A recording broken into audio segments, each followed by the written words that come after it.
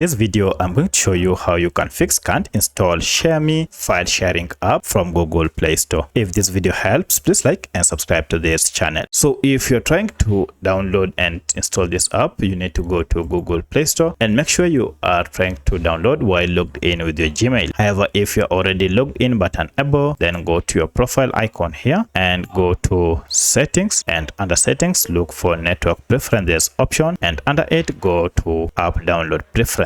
Here choose the first option over any network and then OK. This will ensure you can download apps via any current network you are connected to. However, if you're still facing a challenge at this moment, then mostly the problem might be with Google Play Store app itself. For that, we need to troubleshoot Google Play Store by going to settings. So I'll go to settings, and from settings look for this option called apps. Under apps, go to manage apps, and then look for this option and then search for Play Store. Now under this, tap on it and first go to force stop and OK. This will stop any background activities that might be causing Play Store not to function. Then go to clear data and choose clear cache and OK. Now once you're done, restart your smartphone, and now if you go back to Google Play Store, open it, activate search for your app, and if I run my search here, you can see we have ShareMe here. Now proceed and install, but if you are already on a Xiaomi smartphone, you should see we have an update. Just go ahead and update it, and this will download the latest version of ShareMe file sharing app and install it on your smartphone. Once the app has been installed, now you can proceed and tap on open to start using this ShareMe app.